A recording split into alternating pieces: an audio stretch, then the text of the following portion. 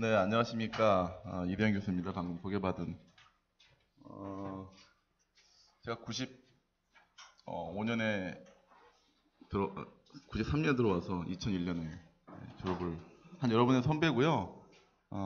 제가 있을 때는 이 건물은 아마 이 공간이 아마 없었죠. 예. 그래서 오늘 너무 반갑고요. 예. 오늘 남 교수님으로부터 좀 세미나 관련한 좀 요청을 받고 이것저것 고민하다가 어떤 걸 얘기해 볼까 고민하다가 사실은 이제 뭐 제가 실패한 얘기를 하고 싶어 한 게 아니고 성공한 게 없어서 지금까지 좀 이것저것 한 부분에 대해서 좀 설명을 드리면서 그나마 좀 실패에서 좀 얻은 교훈이랄까 그런 것들을 한번 좀 가볍게 터치하는 좀 시간을 가지면 어떨까 좀 생각합니다. 오늘 뭐 저한테 주어진 시간이 1시간으로 알고 있는데요. 그 범위 내에서 좀 간략하게 설명을 드리도록 하겠습니다. 게임의 성공 요인 아마 여러분 이제 대부분 게임을 많이 혹시 다 모바일 게임 같은 거 다 한 번씩 하셨죠? 예, 아마 거의 뭐 최근에 뭐 트렌드 하니까요. 뭐 게임의 성공 요인을 말할 때 뭐 여러 가지 방법이 있는데요. 문헌적으로 사실 뭐 여러 차례 연구가 있긴 했는데 사실 뭐 결론은 나지 않습니다. 지금 제가 여기 이제 간략하게 보여드린 거는 2007년에 이제 뭐 온라인 게임 성공 요인 도출에 대한 연구 내용도 있었는데요. 보면 굉장히 뻔해요. 게임 계획을 잘해야 된다. 게임 개발을 잘해야 된다. 외부 환경이 좋아야 된다. 굉장히 그다음에 게임이 편리해야 된다. 내부 역량이 뛰어나야 된다. 좋은 말만 많이 써 있어요. 그렇죠. 근데 뭐 현실적으로 뭐 게임이든 콘텐츠든 만드는 과정에서 이 모든 것들을 만족시키기는 사실 좀 어려운 것 같습니다. 저도 조그맣게 게임에서 하면서 사실은 뭐 이론적으로 다 알고 있다던 치더라도 실제 환경에서는 사실 뭐 쉽지 않은 게 현실이었고요.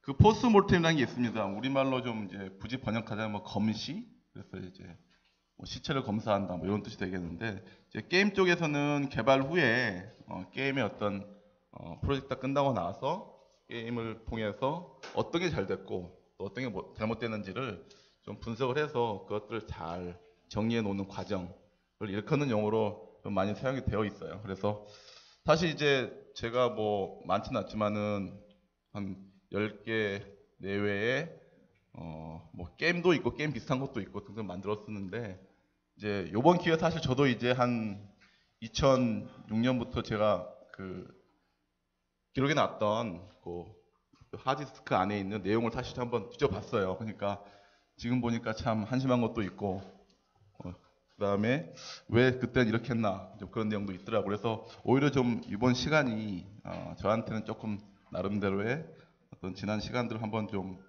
바라보는 좀 그 계기가 되지 않았나 좀 이런 생각을 해봅니다.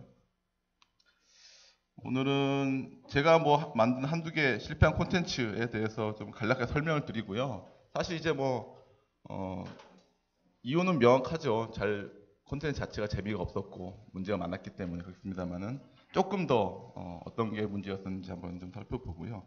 그 다음에 그래서 첫 번째는 이제 저를 좀 디스할 거고요. 그 다음에 두 번째는 실패한 콘텐츠 기술. 최근에 이제 뭐 여러 가지 다양한 그 문화 기술 내에서 콘텐츠를 만드는데 좀 활용할 수 있는 여러 가지 기술들이 좀 있는데 그것들이 과연 얼마만큼 우리한테 다가오고 있는가 그 사례들을 한번 좀 간략하게 좀 살펴볼까 합니다.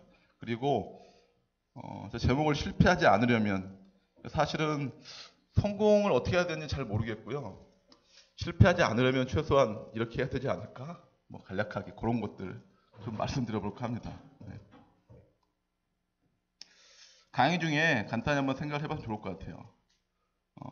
뭐지 좀 이따 뭐 잠깐 이제 여기에 대해서 언급하겠습니다만 TV를 3도 혹시 보시는지 그러면 왜 안 보시는지 한번 생각해 봐야 될 것 같고요. 화상전화 분명히 갖고 있죠. 근데 아마 많이 안 쓰실 것 같아요. 잘 안 쓰시면 왜 안 쓰시는지. 그리고 어그먼트 리얼리티 증강현실 앱들 아마 여러분 스마트폰 있을 겁니다. 잘 안 쓰시면 왜 안 쓸까 한번 생각해 보면 좋을 것 같습니다. 좀 이따 우리가 한번 거기에 대해서 아주 간략하게 한번 짚어볼게요.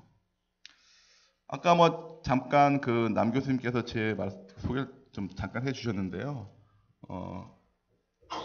옆에 건물 아마 그때 지금은 이제 그 저희 지도 교수님 그쪽 안 계시는 것 같은데 칩스 건물에서 제가 공부를 했고요.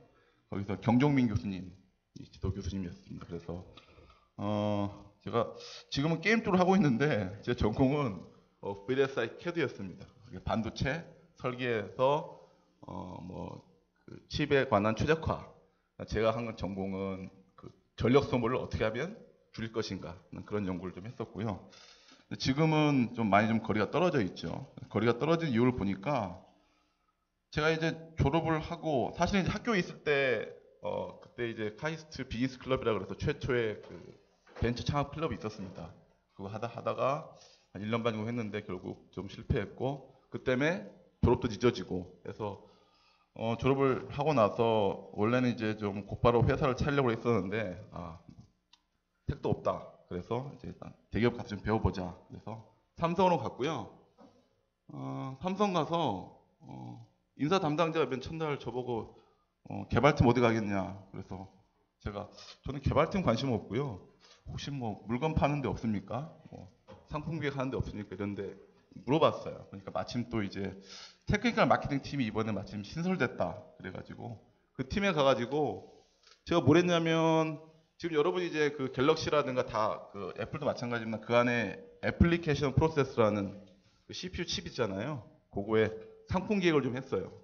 그러니까 어떤 피처가 들어가야 되고 그것들하고 이제 그거 가지고 어떻게 개발을 하고 그 다음에 실제로 이제 뭐 쓰는 그 실제 엔드 유저한테 마케팅을 하는 거죠. 이제 그런 일을 좀 했습니다. 그래서 그 과정에서 뭐 상당히 그 기획이 굉장히 중요하다. 상품 기획이 특히 중요하다라는 것들을 좀 많이 배웠습니다. 이때가 이제 월화수목 금금금 하던 시절이었죠. 아직도 생각이 납니다. 제가 4년 다니고 나왔는데 한 15년 다닌 것 같았어요. 나올 때 느낌이. 그리고 학교에 이제 오게 된 계기는 학교에 이제 친구가 있고 와서 좀 같이 일 좀 해보자. 그래서 들어가서 게임을 좀 만들었죠. 모바일 게임도 만들었고 플레이스테이션 포터블 이런 게임도 좀 만들었고요. 그렇습니다. 그래서 이제 요거 하면서 사실 뭐 이제 게임은 본격적으로 처음 만들어 봤었는데 여러 가지 굉장히 많은 좀 시행착오가 있었던 것 같아요. 지금 왼쪽에 보면 굉장히 그 옛날 2D 게임 스마트폰 아니니까 뭐예요 이게 옛날에 피처폰 시절에 게임 느낌이 확 나죠. 도트로 막 찍은. 예? 저도 급하면 옆에서 도트 찍었어요. 제 옆에서. 왜냐면 내일까지 당장 그림 그려야 되는데 안 그러면 제가 옆에 그려주면 옆에서 막 찍고 그랬습니다. 그러던 좀 기억이 나네요. 그래서 이제 기업 좀 게임을 좀 만들면서 학교에 있으면서 있다가 이제 마침 좀 좋은 기회가 있어서 2011년부터 한 2년 동안은 문화체육관광부 쪽에 나가서 프로그램 디렉터 그래서 CT 쪽 R&D 분야의 프로그램 디렉터를 해가지고 뭐 과제 기획을 하고 그 다음에 과제가 잘 되게 관리하는 그런 일들을 했었죠. 이때 몇 가지 좀 재미있는 프로젝트를 했었는데요. 왼쪽에 있는 게 온라인으로 게임 오토봇을 탐지하는 기술. 그래서 온라인 게임 많이 해보시면 알겠지만은 대부분 온라인 게임들에 보면은 오토라 그래가지고 아이템을 뭐예요? 내 대신 먹어주는 돌아다니면서 그런 이제 봇들이 있죠. 근데 이제 물론 이제 게임마다 그런 것들이 좀 있어가지고 게임의 진행을 도와주는 그런 역할을 하게 되는데 이것들을 이제 중국 애들이 좀 굉장히 잘 응용을 해가지고 돈을 버는 수단으로 좀 활용을 하죠. 그래서 게임 내에 이제 일종의 이제 인공지능을 만들어서 그 심어 놓은 다음에 돌아다니면서 각종 아이템을 다 먹어치우고 그런 겁니다. 그래서 맨 처음에는 그냥 단순히 돌아다니면서 그 아이템만 먹는 정도였는데 이제 이게 점점 진화가 돼가지고 이제는 채팅도 해요. 이 게임 봇이 나하고. 그러니까 내가 봤을 때는 이놈이 진짜 오토로 프로그램인지 사람인지 구별 못하는 그 정도까지 와 있고 중국에서는 어떤 경우도 있냐면 빌딩 하나를 다 빌려가지고 이렇게 점조직으로 되어 있고요. 그래서 대부분 이제 그 오토봇인지 확인하려면 대부분 가장 좋은 건 어쨌든 걔가 사람인 걸 확인하려면 여러 가지로 질문을 던지는 거겠죠. 너 누구야? 너 왜 여기서 하고 있어? 그리고 뭐 이렇게 사적으로 질문 던지는데 맨 처음에 이제 그게 기계적으로만 안 된다 그러면 신호가 갑니다. 그럼 실제 사람이 가서 제때 답해주고 그래서 이게 계층화가 돼 있대요. 레벨 1, 2, 3 이렇게 사람들이. 그래서 1차 대응 안 되면 위에 반장님한테 가서 내가 이 사람하고 말은 대응이 안 된다. 그럼 다시 3차 대응. 물론 이런 식으로까지 했다고 했는데 어쨌든 그런 봇들에 대해서 제 기획을 했고 그걸 가지고 이제 탐지하는 그런 기술을 좀 만들었었고요. 그리고 오른쪽 밑에는 뭐 투어 클라우드라 그래서 여행을 다니면서 만들어지는 여러 가지 스토리들을 뭐 자동으로 좀 모아서 그것들을 일기도 만들고 그다음에 일지도 만들고 그렇게 하고 있고 또 여러 사람들이 다닌 어떤 그런 것들을 잘 모아서 하나의 어떤 프로그램을 만들어 가지고 자동으로 나의 스케줄 맞게 제공해 주는 어떤 이런 좀 기술도 그때 기획을 해가지고 개발한 적이 있었고요. 그 다음에 페이셜 아바타라 그래서 그 실제로 화장을 했을 경우 안 했을 경우 이제 우리가 흔히 말하는 뭐가 있죠? 조명빨. 그렇죠. 이 조명빨을 실제로 시뮬레이션 해보는 과제가 있었어요. 그래서 일반 민낯하고 여기에 여러 가지 이제 특정 화장품을 붙였을 경우 화장을 했을 경우 실제 어떻게 반응하는가 이것들에 대해서는 이제 현장에서 화장했을 경우 현장 무대에서 어떻게 표출되는지 그것들을 좀 미리 체크할 필요가 있다. 그래서 이런 니드가 있어서 뭐 이런 과제가 있었습니다. 그래서 다양하게 뭐 이런 유사한 과제들을 많이 좀 기획을 했었죠. 그래서 제 기억으로는 한 1년에 한 20개 정도씩 이런 과제를 기획했던 것 같았고요. 그래서 1년 뭐 예산 한 300억 정도 과제들에 대해서 2년 정도 제가 기획도 하고 관리도 했습니다. 이제 그런 과정에서 사실은 이제 R&D의 여러 가지 문제점이라든가 이제 그런 부분들을 좀 많이 좀 저희가 파악을 하게 됐고요. 예. 실패한 콘텐츠 이제 얘기를 조금 해볼까 합니다. 이게 참 저를 디스하는 거라서 참 괴롭긴 한데.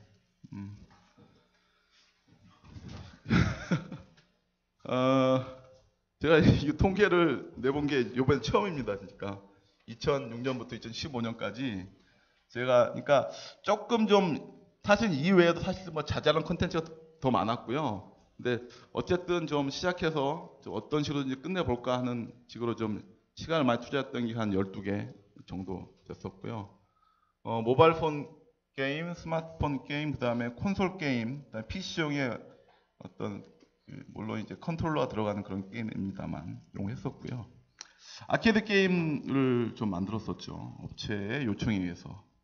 그래서 해보니까 저기 이제 출시는 뭐냐면 일단은 완성은 됐다는 거죠. 그러니까 이제 우리가 콘텐츠의 그 실패와 성공을 얘기할 때 일단은 뭐 개발자 입장에서 그러니까 엔지니어 입장에서는 일단은 완성이 되면 성공이라고 볼 수가 있겠죠. 하지만 이제 사업적인 관점에서는 그 성공을 볼 수 없는 부분이 있기 때문에 일단 뭐 출시는 했습니다만 옆에 이제 그나마 조금 돈을 번 거는 한 2개 그래서 12개에서 2개 건졌는데요. 이제 얼마 안 남았어요. 그때 번 돈이. 그래가지고 지금 이제 고민을 하고 있는 상황입니다. 지금. 근데 어쨌든 성공률이 뭐 20%, 20%는 미치지 않죠. 그래서 근데 이제 그래도 뭐 나쁘진 않은 것 같아요. 뭐 20개 만들어서 다 망한 분들도 계시니까. 그래서 이런 성공률을 보이고 있었습니다. 보니까 한 1년에 하나씩은 만든 것 같아요. 지금 생각해 보니까 참 많이 만들었어요. 예. 맨 처음에 만든 게 뭐냐면 그 이제 PSP 플레이스테이션 포터블 지금 이제 자취를 감췄죠. 물론 이제 PS 비스타라는 그 이제 조그만 그러니까 PS 비스타라는 게임기로 했지만은 사실 이제 PSP 시장은 완전히 죽었죠. 근데 이제 2005년만 해도 굉장히 장밋빛이 좀 있었어요. PSP에 대한 환상들이. 저도 이제 당연히 이제 그 환상에 따라서 개발했었고 맨 처음 만든 게 웨이크보드 게임이었습니다. 그래서 이게 지금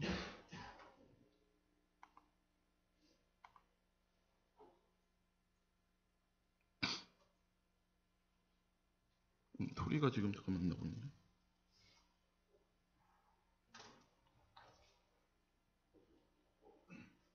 어디였지? 연결이 여기가 아닌가?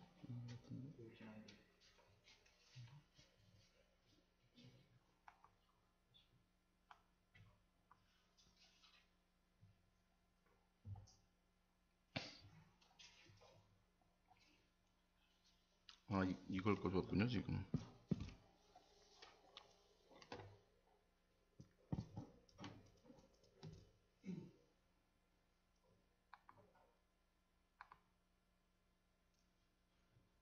네, 뭐 그냥 진행하겠습니다. 그래서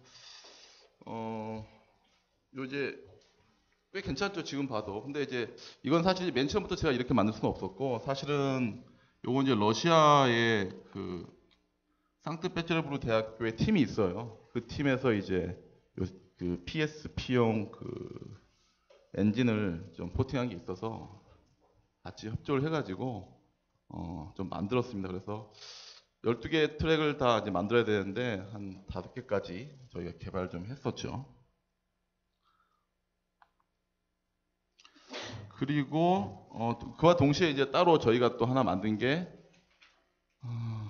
지금 생각해보면 제가 왜 족구를 했을까 그런 생각하게 되는데 제가 생각해보면 이 당시 이제 그냥 똘똘한 친구 한 명 있었어요. 이 친구가 어느 날 저희 수업을 듣는데 너무 잘 맞는 거야. 이 족구 그러니까 저희 2D로 만들었어요. 그래서 이걸 한번 응용해보자. 그래가지고 뭐 농담 반 진담 반 시작됐는데 결국은 이제 일이 커졌죠. 그래서 뭐 족구의 룰을 좀 제대로 좀 만들어서 저희가 그래서 족구로도 제가 그때 많이 파악했어요. 사실 이제 잘 모르잖아요. 우리 족구 룰을 실제로 하면서 뭐 대전 게임도 되게 하고 뭐 굉장히 여러 가지 이펙트를 넣어가지고 캐릭터도 좀 잘 설계를 해서 굉장히 좀 만들었습니다. 근데 요건 이제 그 3D 게임은 아니었고요. 좀 2D 게임이었죠. 그래서 요걸 이제 하게 된 계기가 어떤 거였냐면 여기 그 당시는 이제 여기 그 당시 그림입니다. 지금 이제 이런 모니터가 없죠. 예. 그 PSP 개발하는 게 만만치가 않아요. 왜냐하면 이제 콘솔 게임 같은 경우는 잘 아시겠습니다만 여러분이 PC에서 좀 개발을 하는 거하고 좀 많이 다르죠. 왜냐하면 장비에서 실행돼야 하는 그런 부분이 있기 때문에. 그래서 PSP 제공한 SDK를 통해서 개발을 하고 그걸 가지고 장비에 올려가지고 테스트하고 이런 과정을 거쳐야 됩니다. 근데 그 콘솔 게임을 개발하려면 일단은 그 콘솔 게임 라이센스를 갖고 있는 소니라든가 닌텐도한테 라이센스 사야 돼요. 그것도 아무나 주는 것도 아니고 요 개발 장비를 한 2천만 원씩 주고 사야 됩니다. 근데 한 대당 2천만 원이기 때문에 많이 살 수가 없죠. 그래서 고민한 끝에 어떤 여러 사람들이 이제 개발을 해야 되는 상황이라서 제가 간단히 PC에서 좀 크로스 플랫폼으로 좀 툴킷을 만들어서 일단은 PC상에서 충분히 개발을 하고 그다음 이거를 이제 실제로 PSP에 올리는 식으로 해가지고 좀 개발 툴을 만들었죠. 그래서 이걸 가지고 이제 제가 뭐 수업도 진행하면서 학생들에게 만들고 시켰었는데 그때 이제 한 친구가 저 족구를 잘 만들어서 이게 이제 일이 커져서 개발을 했죠. 근데 이제 결국은 안 됐습니다. 일단은 웨이크보드도 계속해서 돈이 들어야 되는데 투자가 더 이상 진행이 될 수가 없었고요. 족구 게임은 완성은 어느 정도 됐는데 마지막에 이제 항상 이제 콘솔 게임 같은 경우는 만들어지고 나면 마스터 디스크를 만들어서 실제로 이제 소니라든가 보낸 다음에 검수를 받아야 돼요. 근데 그 검수 과정에서 자꾸 에러가 터지는데 결국 이제 저희가 맨 처음에 만들었었던 그 크로스 플레인 툴킷에서 가는 과정에서 에러가 발견됐고 그 부분들을 계속 찾다가 결국은 좀 어렵게 됐습니다. 근데 그 과정에서 결국 이제 어떤 일이 벌어졌냐면 이제 PSP 게임 시장 자체가 사실은 확 죽어버린 거죠. 문제가. 그래서 요게 이제 그 당시 이제 제가 투자를 받기 위해서 사용했던 자료입니다. 그래서 소니 PSP 사업 발표 자료 보면 굉장히 장밋빛이죠. 15만 장에서 120만 장을 팔아서 게임당 10억에서 100억까지 벌 수 있다. 라고 열심히 제시했는데 그리고 국내 판매가 아마 뭐 2007년까지 이제 90만 대, 120만 대 판매될 거라 그랬는데 사실 2007년에 20만 대, 2008년에는 더 밑으로 팔리는 바람에 시장 자체가 완전히 좀 가라앉아 버렸죠.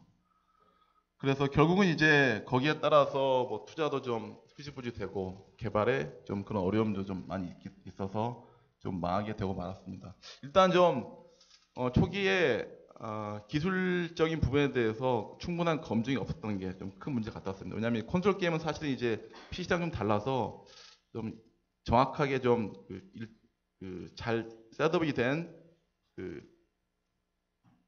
플랫폼 홀더, 즉 PSP라든 플스라든가, 아니까 소니라든가 위아 같은 이제 그런 쪽을 하고 연결하면서 계속 지속적으로 이런 어떤 기술적인 서포트에 대해서 대응도 해주고 해야 되는데 그런 좀 체제가 없었던 것이 좀 패착이었고, 뭐 가장 중요한 거는 사업적인 부분에서 완전히 잘못 판단한 거죠. 시장 자체에 대해서 그런 부분도 있었고, 저한테 아마 자료로 어떤 분께서 뭐 콘솔 게임 시장에 대해서 좀 물어본 분이 계셔서 제가 좀 미리 답을 드리면, 일단 우리나라는 콘솔 게임의 한계가 분명합니다. 일단은 저희 나라는 거실에서 게임할 수 있는 분위기가 아니죠.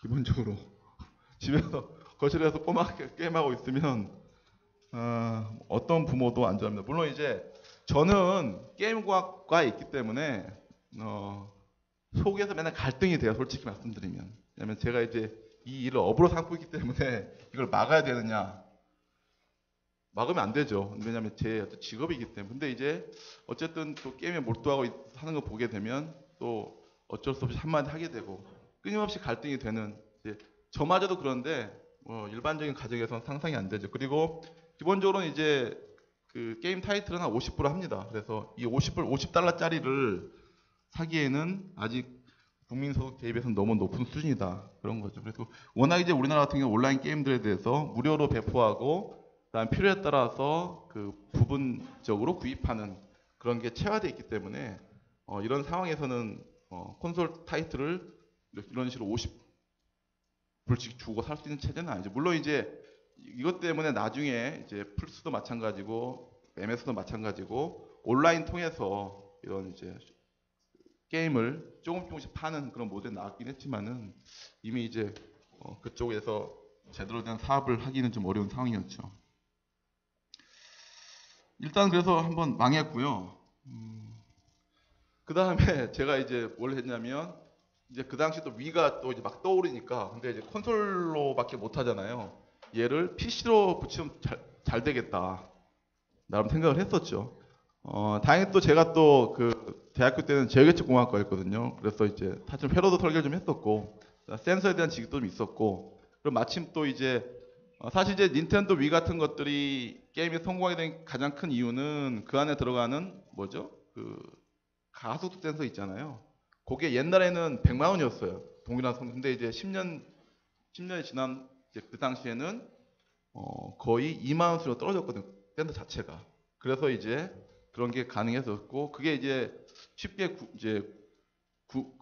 구입하는 것이 가능해졌기 때문에 제가 겁도 없이 또 뛰어들었죠. 만들자. 그래서 만들었어요, 진짜. 디자인은 어떤가요?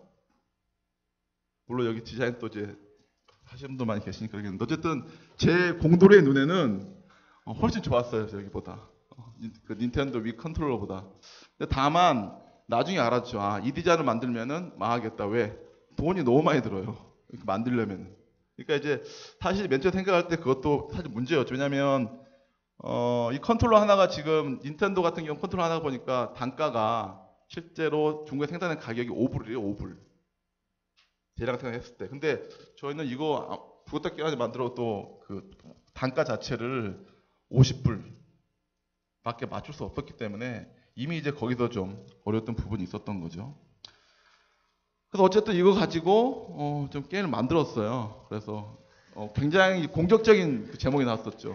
닌텐도 위가 하면 깜짝 놀랄걸요. 다행히 닌텐도가 저희는 알지 못했습니다. 참 가슴 아프네요. 예. 프로타입에 대해서 좀 보여드리면, 이제 사실 좀 지금 보면 참 허접하죠, 그렇죠? 근데 어쨌든 그래도 그 당시 어쨌든 열심히 만든 기억이 납니다.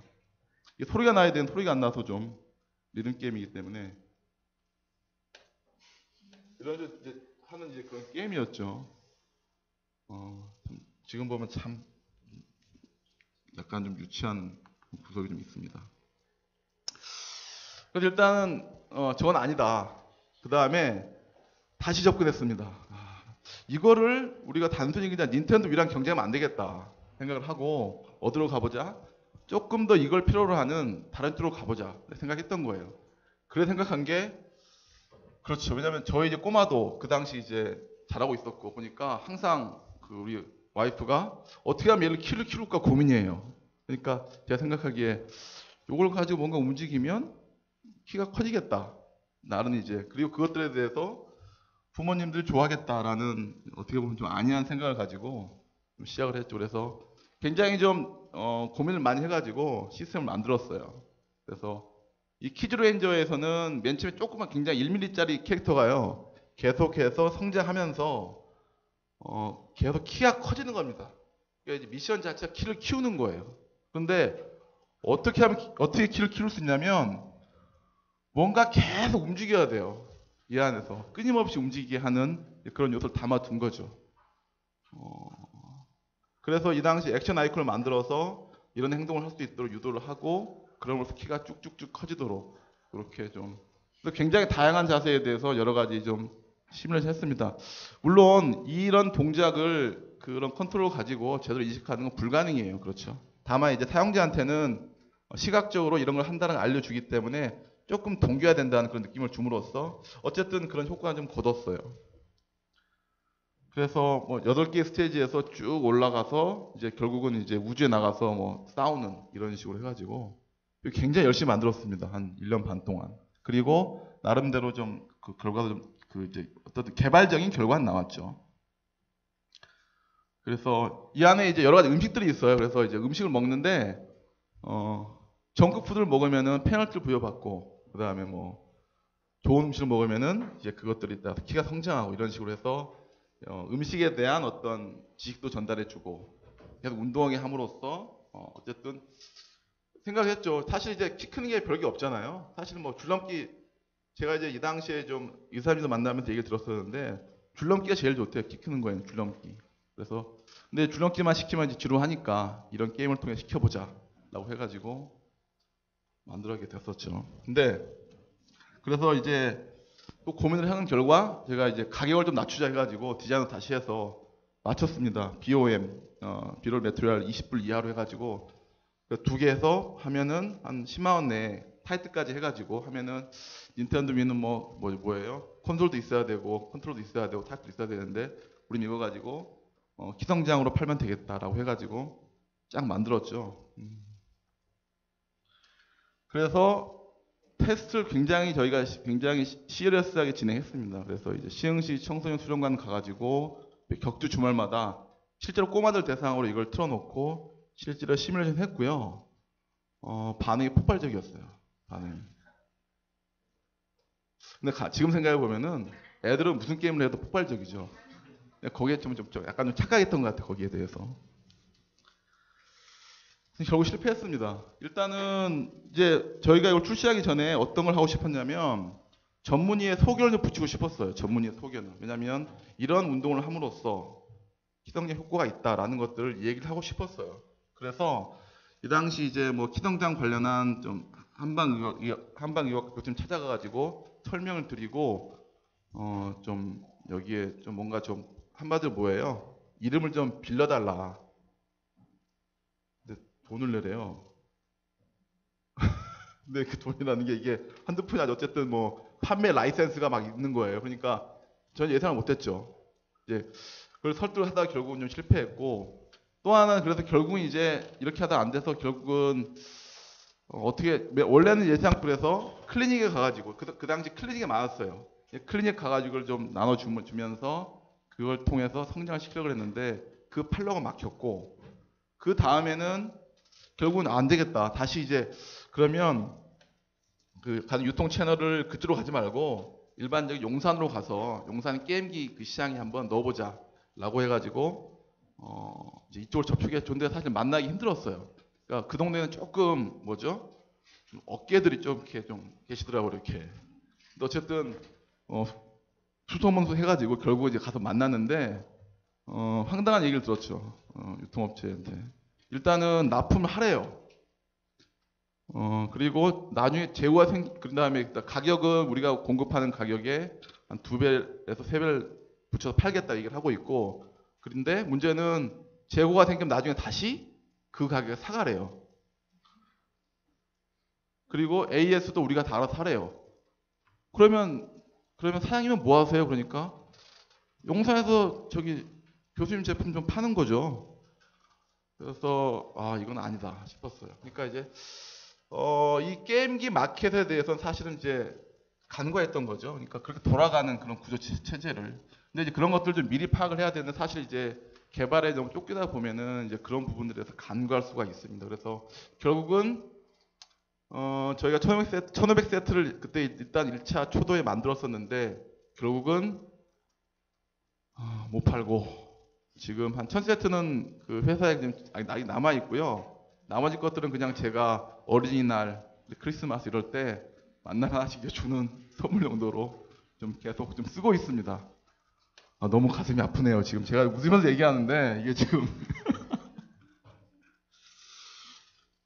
근데 그 다음에 이제 키즈 카페 이제 이런 걸 좀 하다 보니까 키즈 카페에 이제 이런 게임들을 공급하시는 그 사장님이 계세요. 그분하고 연결이 됐습니다. 그래서 이제 키즈 카페 같은 경우 보면 이제 여러 가지 이런 이제 다양한 아이템 가지고 꾸미는데, 이 안에 여러 가지 좀 게임 관련 그런 제품도 들어가거든요. 그래서 이제 요걸 하시는 분이 오셔가지고 저한테 이걸 제안을 했어요. 라이트 스페이스라는 그 미국의 그 제품이 하나 있습니다. 이게 뭐냐면 쉽게 말씀드리면은, 그러니까 인터랙티브 LED. 그래서 이제 LED인데 발로 밟으면 밑에 센서가 있어서 그걸 인식해가지고 디스플레이 해주는 그런 장치죠. 아마 여러분 저기 비디오 같은 데 좀 봤을 겁니다. 근데 이게 굉장히 반응이 좋은데 비싸다는 거예요. 한 이제 수입 가격이 한 3천만 원, 거기에 여러 가지 붙으면은 실제 매장에 납품할 때는 4천만 원 돼야 되는데 그거 가지고는 남지가 않는다. 그래서 저희한테 와서 3분의 1로 만들어줄 수 있느냐. 그렇죠. 만들어줄 수 있다고 일단 대답은 했어요. 일단 대답하고 나중에 여러 가지 분석을 해본 결과 4분의 1의 가격으로 양산이 가능하겠다라는 그 결론이 나왔습니다. 근데 사실 이제 이렇게 하면서 많은 걸 희생했죠. 왜냐하면 원래 그 제품은 피해조 센서가 있었으니까, 압력 센서가 있어가지고 굉장히 정밀하게 측정을 하는 그런 거였어요. 근데 가만히 보니까 누를 때 이렇게 압력을 이렇게 아날로그 측정해야 되는가?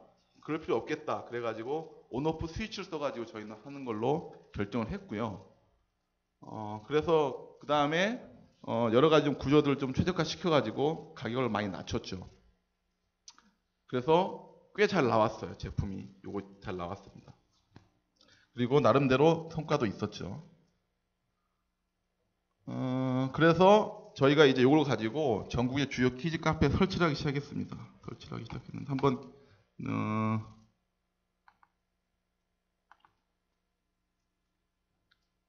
요런 식의 이제 일종의 축구죠. 요 위에 공을 움직여서 하는 게임인데, 근데 이제 이걸 보고 많이 느꼈어요. 저희가 원래는 이거 할 때 굉장히 정밀하게 측정이 돼야 된다. 왜냐면 밟았을 때. 근데 한참 보다 보니까 별로 정밀하지 않아도 되겠더라. 그러니까 너무 정밀하게 하려고 저희가 너무 힘을 많이 쓴 거예요. 돈을 많이 쓴 거예요. 그러니까 이제 실제로 사용될 때 어떤 그 사용자가 느끼는 정확도에 대해서 사실은 좀 고민이 있어야 되는데, 이제 요거 하면서 그런 걸 느꼈던 거죠. 뭐 사실 시켜놓으면 애들은 정신 없습니다.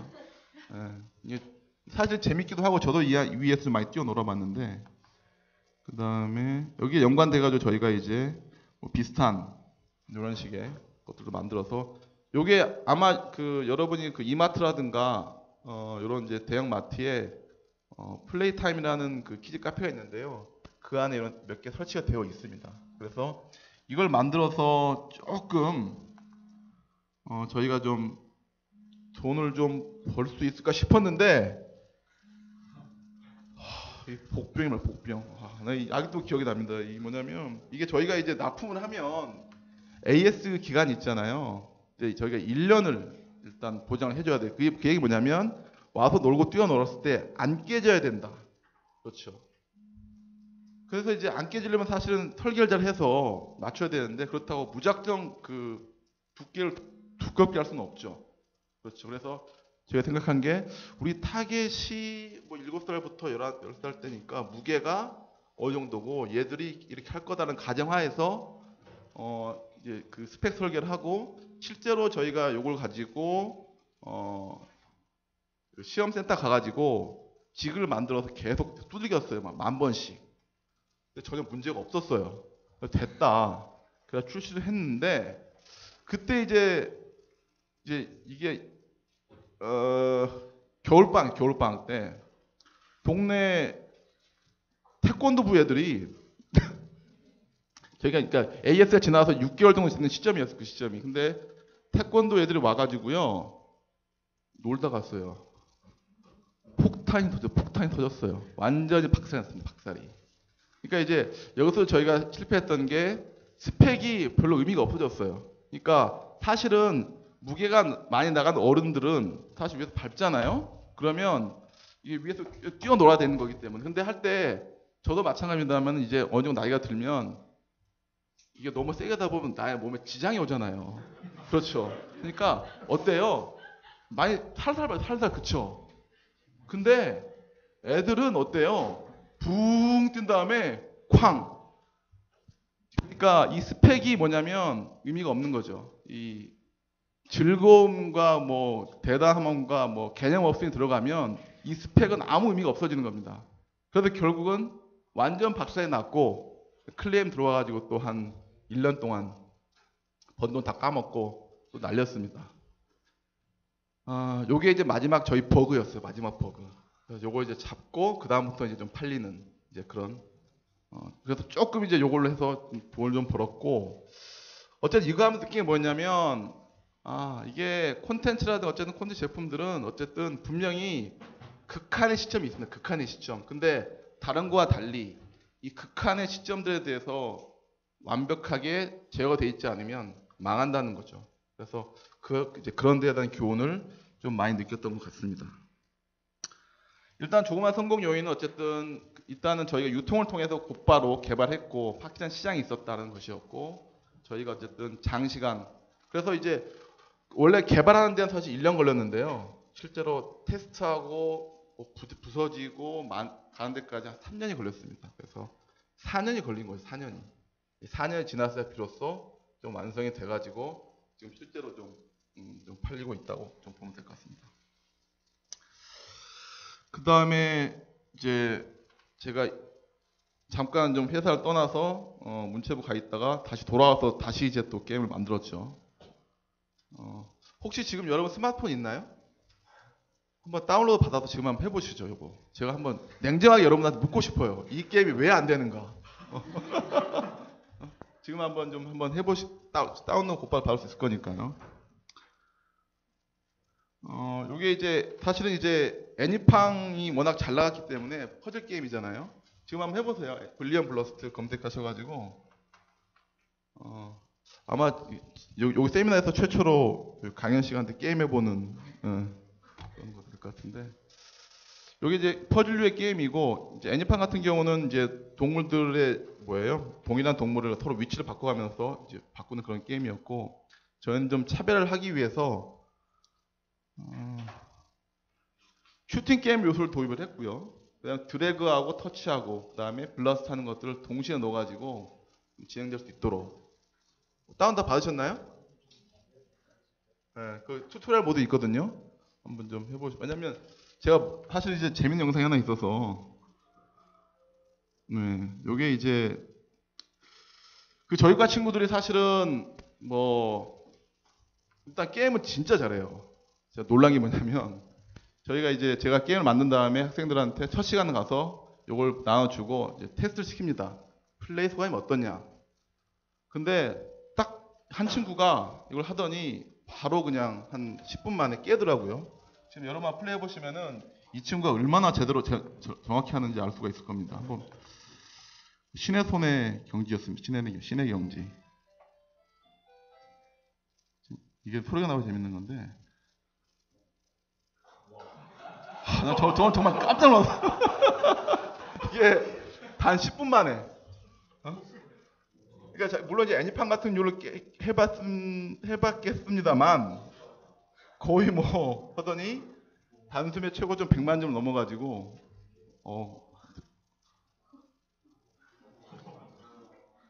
끝내죠. 여학생이에요. 그래서 게임공학부에 있으면은 이제 이런 부분들 굉장히 장점이에요. 그러니까 아까 제가 말씀드렸죠. 게임에 뭐가 있어야 된다고? 극한의 테스트가 있어야 된다고. 그러니까 이제 극한의 테스트를 할 수가 있는 거죠. 이렇게 보면 그 만렙이 어디까지 갈 수 있는지 이런 걸 볼 수가 있는 거죠. 제가 정말 이거 보고는 완전히 뒤집어졌습니다. 그래서 그냥 한 10분 만에 그냥 저희가 예상했던 그 최고까지 다 가버린 거예요. 그래서 저희가 다시 레벨 조정을 다시 좀 했어야 됐습니다. 사실 이제 보면 볼 차이가 제 나름대로는 볼 차이가 별로 없어요. 애니팡하고 우리 게임하고 물론 이제 차이가 많이 있겠죠 실제로는. 그래서 제가 이제 내린 결론은 일단은 결과적으로 우리가 좀 차별화를 많이 좀 기대했습니다만 결과적으로 비슷했다.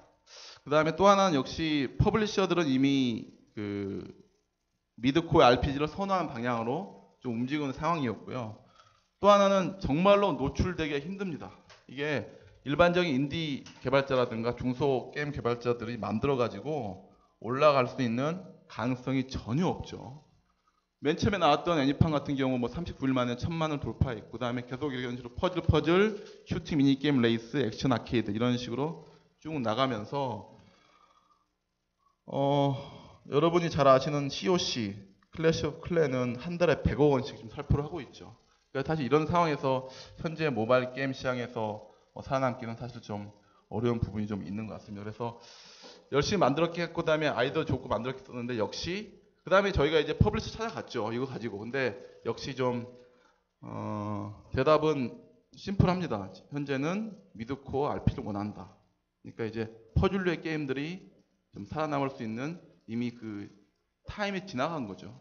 근데 이제 그런 것들에 대해서 사실은 초기에 좀 살펴보는 거가 사실 정말 어렵습니다. 이게 이제 그 조그만 개발사 입장에서는. 디스를 좀 많이 했어요. 디스 그만하고 제가 이제 사실은 이제 지금부터 말씀드릴 거는 몇 장 안 되는 슬라이드인데요. 기술들에 대해서 좀 보면서 좀 느꼈던 것들을 좀 말씀드릴까 합니다.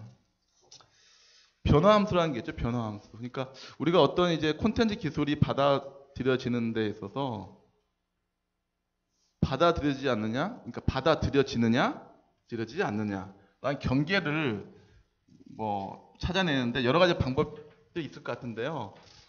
요 아저씨가 제시한 좀 방법이 굉장히 재밌는 것 같아요. 이게 뭐냐면 변화함수라는 거죠. 변화를 수용하지 않을 때 사용자 느끼는 위기감이 있습니다. 그러니까 저걸 봅시다. 스마트폰. 여러분 주위에 다 스마트폰 쓰고 있죠. 나만 안 쓰고 있으면 어떤가요? 위기가 느껴오죠. 왜 나만 안 쓰지? 근데 이제 하지만 맨 처음에는 스마트폰 쓰기가 굉장히 힘들죠. 저는 아직도 사실은 스마트폰이 불편합니다. 왜냐하면 사실 저는 개인적으로 스마트폰의 폼팩터는 아직도 별로 안 좋아요. 왜? 이게 들었을 때 어때요? 통화감이 좋나요, 여러분? 굉장히 이질적이죠. 저는 아직도 옛날에 오히려 폴더라든가 또는 아날로그 집에 있던 그 일반 전화기 있죠. 어때요? 딱 보면 어떻습니까? 쫙 달라붙죠. 그 아날로그적 감성이 아직도 사실 스마트폰은 없어요. 그렇죠. 물론 여러 가지 시도가 있긴 합니다만 여전히 부족합니다. 하지만 그럼에도 불구하고 옆에서 다 쓰고 있으면 옆에서 다 카톡하고 있는데 제가 안 쓸 수 없죠. 그렇죠. 결국 이제 새로운 기술이 받아들여진 데는 이 내가 왕따가 되는데 들던 위기감. 그렇죠. 하지만 내가 그걸 채택하게 됨으로써 받는 내가 어떤 겪어가는 고통. 끊임없이 이 두 개 간의 싸움인 거라 이거죠. 3DTV 제가 간단히 여러분께 말씀드렸잖아요. 이제 한번 생각해 보시라고 말씀드렸었는데 3DTV 집에서 보시는 분 한번 손들어 보시겠어요? 그러면 대개 3D TV가 있으신 분. 지금 여러분 지금 45인치 이상 사면은 기본적으로 다 들어있어요. 그렇죠. 근데 잘 안 보죠. 왜 안 볼까요? 뭐 여러 가지 이유가 있겠죠. 근데 가장 여러분이 쉽게 생각할 수 있는 뭐 어떤 건가요? 안경 쓰기가 불편하다. 그렇죠. 근데 사실은 그거보다는 전 이걸 더 봤어요. 왜냐면 우리가 TV 볼 때 어떻게 보죠? 절대로 앞에서 정자세 이렇게 안 봅니다. 어떻게 보나요? 누워가지고 먹으면서 이렇게 보죠. 이렇게 혹시 이렇게 봐보셨나요? 이렇게 TV를 이렇게 해가지고 3D TV 뎁스가 깨지면서 어지러움증이 막 밀려옵니다. 그렇죠. 그러니까 기본적으로 3D TV하고 시청 환경 간에 간극이 있다는 거죠. 근데 이걸 극복하지 못하고서는 절대로 3D TV는 가정으로 들어올 수가 없습니다. 영화관에서 누워서 안 보잖아요. 정자세로 딱 보죠 이렇게. 그렇죠. 하지만 거실에서는 불가능합니다. 절대로 불가능합니다. 안 돼요, 그러니까. 그래서 제가 이거는 말씀드릴 수가 있는 게 안 됩니다. 물론, 그러니까 그럼 키포인트 뭘까요? 아, 누워서도 보이는 기술이 되면 그게 아마 대박을 칠 겁니다. 그게 어떤 기술일지 모르겠어요. 예. 화상통화 다 조금씩 하시죠. 하지만 최근에 화상통화 써도 여러분 아시겠지만 비용이 따로 추가되고 그러진 않아요. 그렇죠. 잘 안 쓰시죠? 왜 안 쓰시나요? 왜? 저는 이걸 가장 중요하게 생각했어요. 아이 컨택이 되지 않는다. 저는 항상 그걸 느낍니다. 화상 통화하면 저는 여러분 화면 볼 때 아이 컨택이 되나요? 안 되나요? 안 되죠. 굉장히 뭐예요? 이질적이더라고요. 왜냐하면 내가 이 사람과 대화할 때는 가장 하고 싶은 게 뭔가요? 눈과 눈을 마주치면서 정서를 교감하고 싶은데 기본적으로 모든 현재 기술들은 다 어때요? 나는 상대하고 아이 컨택 할 수가 없어요. 그렇죠. 안 될 것 같습니다. 이것도. 물론 이거를 이제 만족하려는 기술들이 좀 나오긴 해요. 그러니까 이제 일부 논문들에서는 요 위아래다가 센서를 달아가지고 이걸 일부 보정한다거나 이제 그런 식의 억지를 쓰기도 하고요. 또 어떤 아이도 있냐면 가운데 조그만 구멍 뚫어가지고 그걸 카메라로 쓰겠다 이런 것도 나오긴 하는데 다 구차하죠. 안 되는 거예요. 그 다음에 또 한 가지 중요한 게 있습니다. 마지막에 중요하죠. 민낯. 저희 와이프도 저한테 가능하면은 민낯을 보여주고 싶지 않죠. 그렇죠. 예, 민낯에 대한 어떤 경계감, 사생활. 그래서 이것도 안 될 것 같아요. 그게 뭐냐면 아까 그 변화함수 있죠. 내가 이걸 수용함으로써 얻는 고통과 수용하지 않음으로써 얻는 왕따됨. 그 사이를 이 벽은 못 넘고 있는 겁니다. 그렇죠. 이것도 굉장히 중요한 사례 중에 하나입니다. 일본 시장에서 엑스박스가 나왔어요. 근데 완전히 실패했어요. 완전히 실패. 왜 실패했을까요? 일본 시장에서 엑스박스가. 여러 가지 분분한 의견들이 있는데 제가 엑박을 집에 놓고 써봤거든요. 엑박이 360이 팬 소음이 엄청납니다. 거실을 꽉 채워요. 경우에 따라서는. 근데 이제 미국 같은 경우는 대부분의 콘솔 게임 문화가 어떻게 돼 있죠? 넓은 뭐예요? 거실에서 아빠하고 같이 즐기고 그렇죠. 그러니까 팬 소리가 크게 영향을 미치지 않죠. 근데 일본은 되게 어떻게 게임을 하나요? 콘솔 게임들을 방 안에서 조그만 방에서 놓고 합니다. 소리가 나면 시끄러워서 게임 할 수가 없어요. 그렇죠. 그러니까 이제 결국은 이제 이런 것들, 즉 사용되는 환경에 대한 어떤 그런 것들이 계속 문제가 되는 거였죠. 실제로 플스는요, 그러니까 플레이스테이션은 굉장히 조용합니다. 여러분 두 대를 놓고 보면은 그 기술력의 차이가 확 느껴지는 걸 알 수가 있습니다. 그러니까 사실 이제 소니가 그런 점에서는 굉장히 디테일하게 그런 것들 다 설계한 거죠. 호흡을 잡아야 된다. 그것들이 쓰여질 환경에 대해서 그런 것들에 대한 고민이 좀 필요할 것 같습니다. 제가 또 많이 디스했던 게 이거 노트인데요, 노트. 저도 노트 갖고 있거든요. 자, 갤럭시 노트 갖고 계신 분 손 들어보세요. 펜슬 빼서 썼던 게 언제인지 혹시 기억하세요? 뭐 쓰시나요? 저는 맨 처음에 항상 한두 번 써보고 껴놓고 한 번도 쓴 기억이 없습니다. 그렇죠. 안 쓰입니다. 여전히 불편하다는 거죠.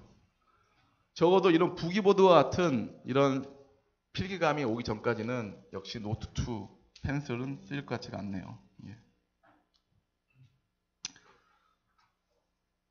AR 성공할까? 이것도 이제 저도 이제 증강시 앱 갖고 있는데요. 이렇게 초기에 흥미 삼아서 보죠. 그렇죠. 근데 안 씁니다. 여전히 여행 가서 이렇게 꺼내서 쓸 수 있는 쉽지가 않은 것 같아요. 그래서 증강현실에 대해서는 사실은 앞으로 기술 어디로 갈 것인가 끊임없이 고민을 해야 될 것 같고요. 리프트 마찬가지도 저 쓰고 다 해봤는데 아직은 좀 멀다는 거죠. 그래서 실패하지 않으려면 어떻게 돼야 되느냐. 재밌는 혹시 이 영상은 보신 분이 계실지 모르겠는데 항상 재밌어하는 영상이기 때문에 제가 이건 꼭 보여드리겠습니다. 지금 이게 인터넷이 안 되는구나. 이거 봐야 되는데 잠깐만요. 혹시 인터넷 좀 연결이 된?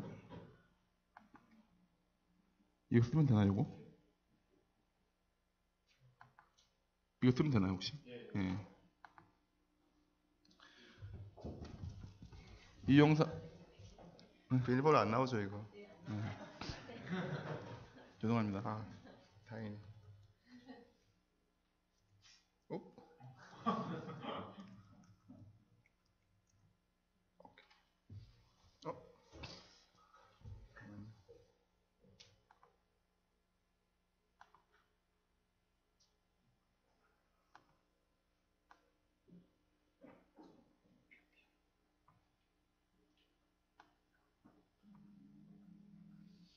혹시 UVR로 좀 접속이 UVR 아시는 분?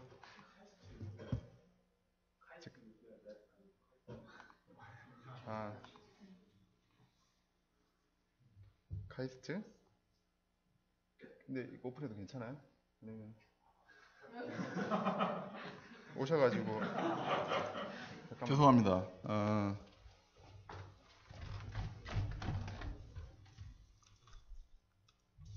개구리 게임 영상 안 보신 분이 아마 아실 것 같아서 제가 꼭 좀 보여드리고 싶어가지고요. 예.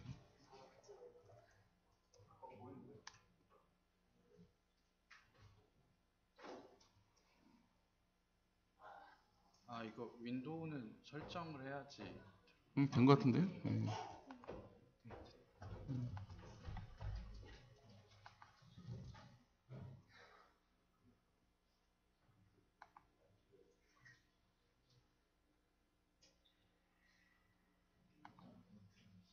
이 소리가 나와야 되는데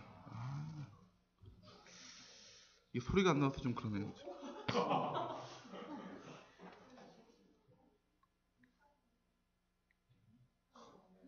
이 소리가 좀 나와야 좀 리얼한데 예. 이거 먹고 밥을 달라고 하지 않는데요. 이 개구리가 배가 불러서.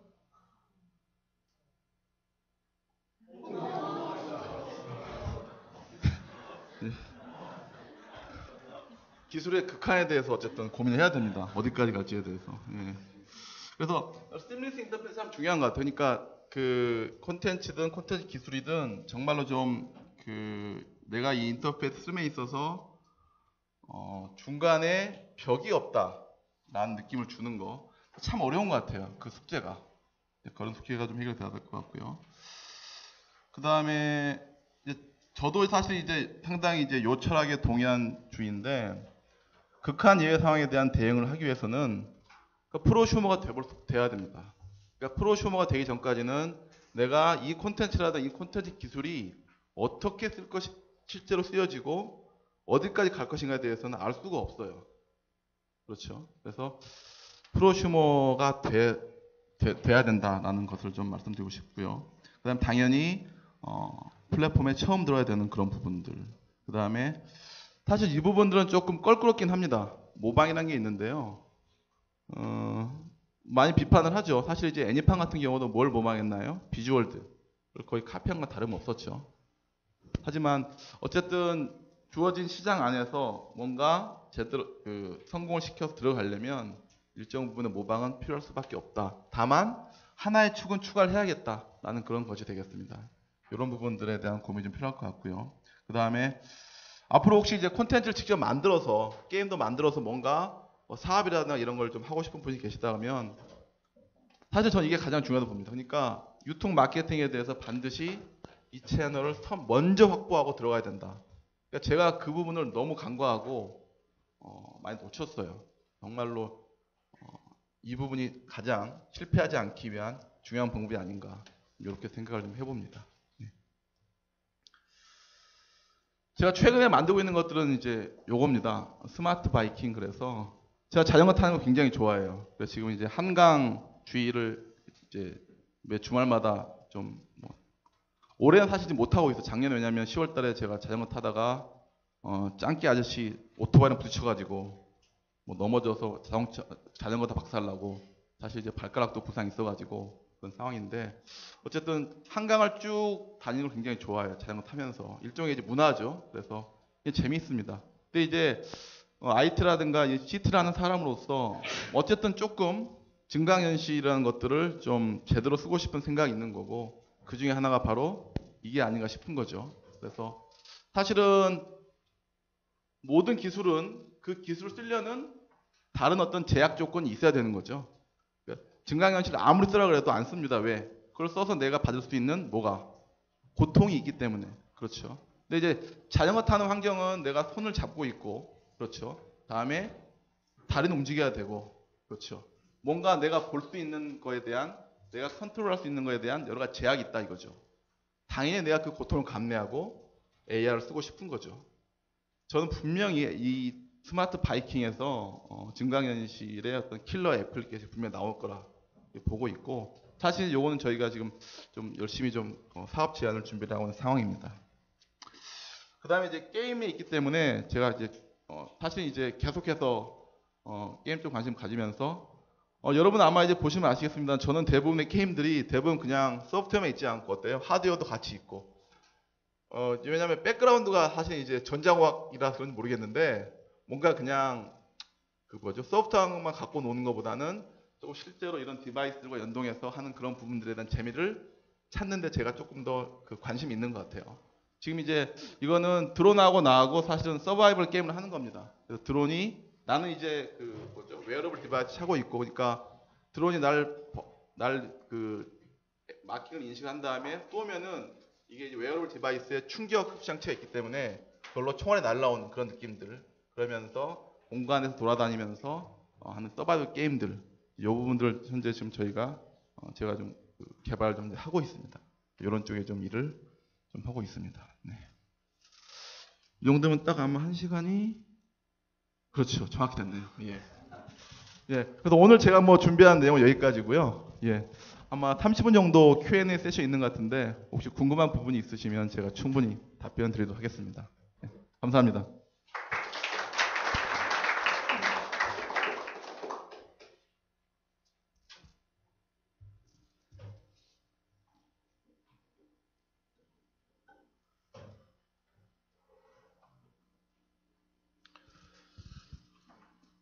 저한테 그 질문 따로 이제 주신 분들 중에 한 분께서 말씀하신 게 그 국가 R&D에 대해서 뭐 계속해서 성공만 많아지고 하는데 이런 거에 대한 문제점 없느냐 이런 이제 그런 질문 주신 분이 좀 계셨어요. 그래서 거기에 대해서 말씀드리자면은 분명히 문제가 많습니다. 지금 뭐 R&D의 성공률 90% 넘고 있고 하지만 실제로 우리가 사용할 수 있는 기술들은 많이 나오지 않고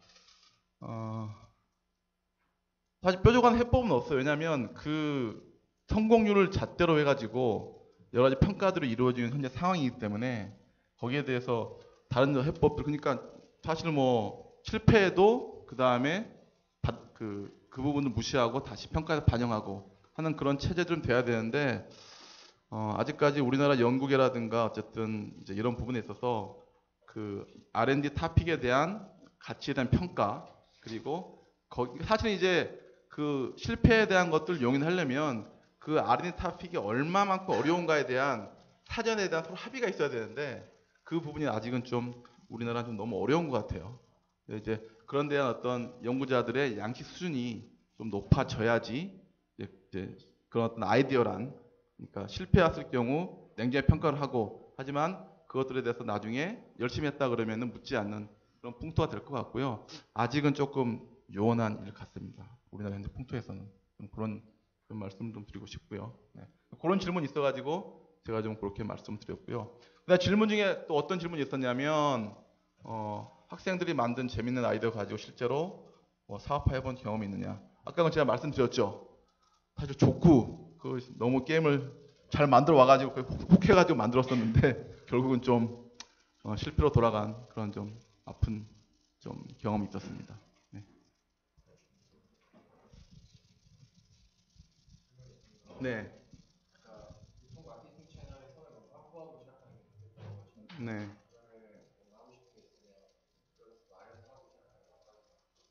예, 맞습니다. 그러니까 마케팅 채널을 확보한다는 그런 차원도 좋지만 일단은 내가 만든 콘텐츠를 누가 가장 잘 파느냐. 그러니까 이제 여러분이 만약에 대부분 아마 이제 엔지니어로 아마 시작할 때는 이제 콘텐츠를 만들기 때문에 대부분 잘 만들 수 있어서 잘 팔 수는 없어요. 그리고 분명히 잘 만든 DNA가 따로 있고 잘 파는 DNA가 따로 있는 것 같아요. 중요한 것들은 그 콘텐츠를 진짜 잘 팔 수 있는 사람이 누구냐, 시장에서 누가 얘기를 해야 되느냐, 그것들을 파악하는 게 먼저 중요하다. 뭐 이런 관점에서 좀 보면 될 것 같습니다. 실제로 이제 근데 콘텐츠를 만들다 보면 이제 그런 네트워크의 폭을 넓혀 가야 되는 게 굉장히 중요한 일 중에 하나이고요. 네.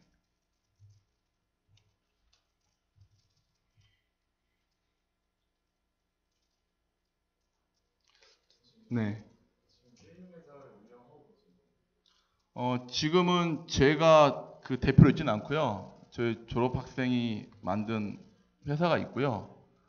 그 회사랑 같이 지금 프로젝트 진행하고 있고, 아까 뭐죠, 보여드린 여러분 잠깐 플레이했던 블리언 블러스트가 이제 그 회사랑 같이 현재 만들고 있는 그런 제품입니다. 지금 이제 그래서 그건 이제 액티미디어라는 회사고요. 거기서는 현재 저희가 뭐 모바일 게임 몇 개 좀 만들었고, 지금 이제는 마지막이다. 더 이상 스마트폰 게임 이제 안 만들겠다는 각오로 지금 하나 이제 좀 RPG성의 러닝 게임 하나 만들고 있습니다. 그게 잘 돼가지고요. 내년 또는 내후년에는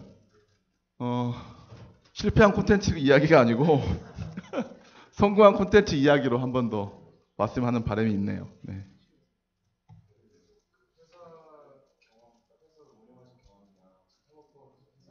네.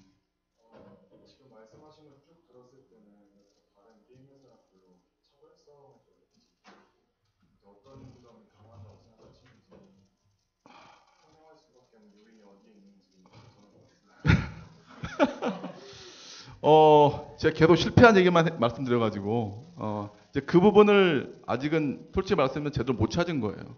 이게 어떤 부분일지에 대해서는.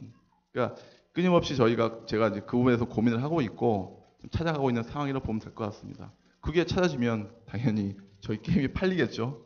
근데 참 어렵습니다, 정말로. 예, 쉽지 않네요. 예.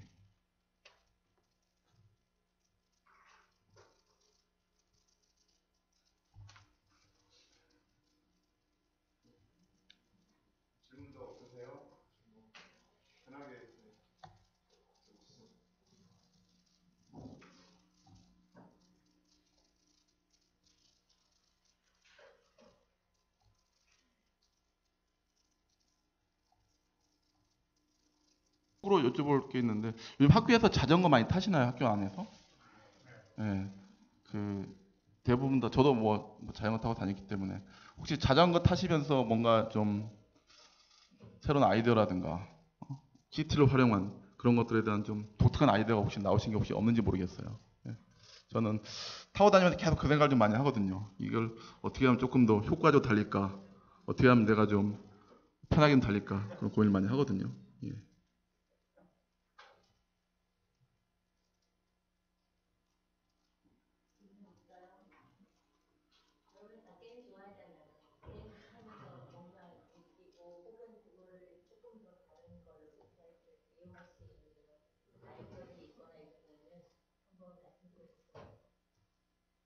네.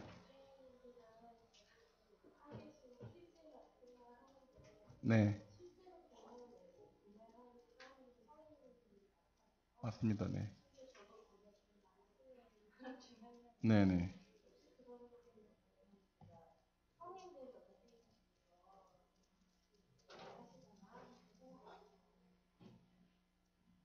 그러니까 이제 일반 유저 대상의 어떤 게임들 말씀하시는 거죠? 예. 그 부분에 대해서는 사실 이제 뭐 스마트폰 게임 같은 경우는 뭐 특별한 유저를 타겟팅하는 건 아니니까 뭐 이미 이제 그런 쪽에 일을 뭐 하고 있다고 뭐 생각하고 있고요. 다만 일반 유저 대상의 게임에 있어서는 저희가 현재로서 어떤 특별한 강점을 내세울 수 있는 부분이 많이 없기 때문에, 그리고 어쨌든 지금으로서는 현재로서 조금이라도 좀 저희가 캐시를 확보할 수 있는 그런 부분 쪽으로 좀 집중하고 있는 건 현재 사실입니다. 근데 이제 일반 유저 쪽으로 가려면 이제 일반 유저를 타겟으로 하는 다른 게임 회사들과 정면으로 승부를 해야 되는데, 아직 그걸 할 수 있는 저희가 도구가 아직은 뭐 확보가 안 된 상황이기 때문에, 예, 아직은 좀 그 부분은 생각을 덜 하고 있습니다. 예.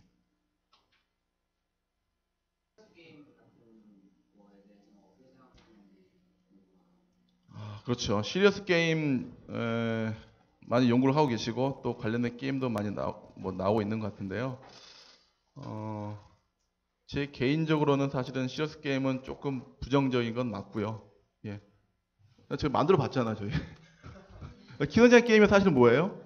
시리어스 게임이죠. 최고봉이죠. 왜냐면 열심히 게임하고 키도 커지니까.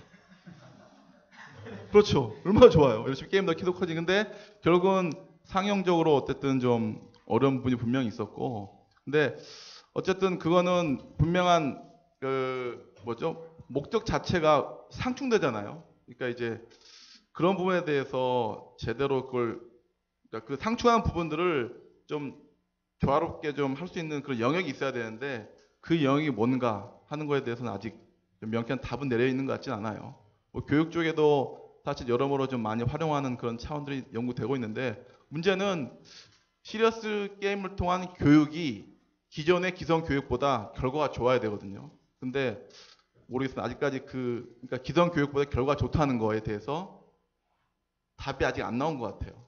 사실 이제 기성 교육의 플랫폼에서는 제일 좋은 거는 역시 뭐 저희 꼬마도 마찬가지입니다만은 지금 밤늦게 12시까지 대치동 학원에서 학원 선생님한테 실제로 내용을 전달을 받는 거거든요. 그러니까 이제 그런 기성의 교육 플랫폼을 깰 수 있는 그 정도의 파워를 가진 그런 어떤 교육 가치가 있는 그런 플랫폼이 나오지 않으면 성공할 수가 없는 거죠. 예. 그런 차원에서 좀 봐야 될 것 같아요. 시리어스 게임은 기존의 다른 툴보다 훨씬 뛰어난 점이 나와줘야 된다. 예. 드리자면 제 개인적인 생각으로는 그 시리어스 게임 자체가 지금 현재 자체는 다 목적에 위주가 되어 있잖아요. 네, 맞습니다. 네.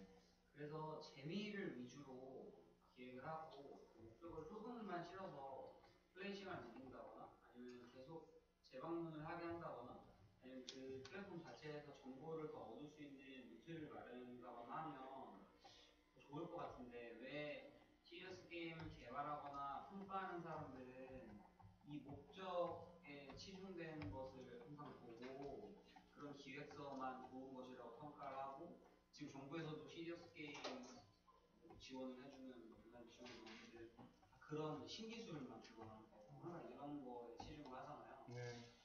그런 거가 저는 잘못됐다고 생각하시는데 어떻게 생각하시는지. 네. 일단은 시리어스 게임을 정부에서 지원하는 가장 큰 이유는요. 게임이라는 것들에 대한 그러니까 뭐 시리어스 게임이 좋다라는 차원에서 지원하는 부분들보다는 기존 게임의 어떤 부정적인 부분들을 그런 투자라든가 프로그램을 통해서 좀 만회하자라는 관점에 접근하기 때문에 일단 뭐 정부의 어떤 정책적인 그런 방향들은 조금 문제가 있을 것 같고요. 저는 개인적으로는 시리어스 게임은 이름을 좀 바꿔야 줘야 생각합니다. 일단은 용어 자체도 어렵고, 그리고 시리어스 일단 어감 자체 저는 개인적으로 별로 좋아하지 않습니다. 좀 바꿔야 될 것 같고, 뭔가 다른 식의 용어로 좀 찾는 노력도 좀 해야 될 것 같고요. 다만 아까 말씀하셨습니다만은 시리어스 게임 자체의 목적이 펀이냐 특정한 기능이냐, 그렇죠. 펀으로 가게 되면 더 이상 시리어스 게임이 아니겠죠. 저는 철저하게 목적성을 저는 오히려 가져야 생각을 하고요. 다만 그것들이 아까 뭐 반복되는 얘기입니다만은 기존의 다른 플랫폼, 그러니까 다이어트다 그러면 다이어트를 할 수 있는 다른 도구가 많잖아요. 뭐죠? 뭐 다이어트 음식도 있고 기구도 있고 그거보다도 확실하게 괜찮은 게임이 나오면 그건 대박을 터뜨릴 수가 있어요.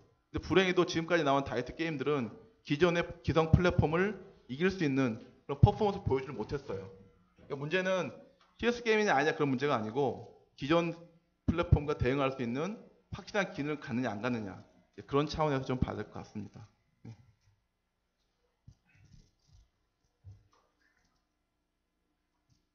제가 하나 질문을 드리면 네.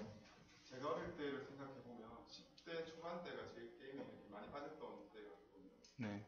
부모로서 그때 어떤 식으로 지도를 해주면 좋을지 이런 왜? 아이디어나 조언 같은 저는 그건 굉장히 간단합니다.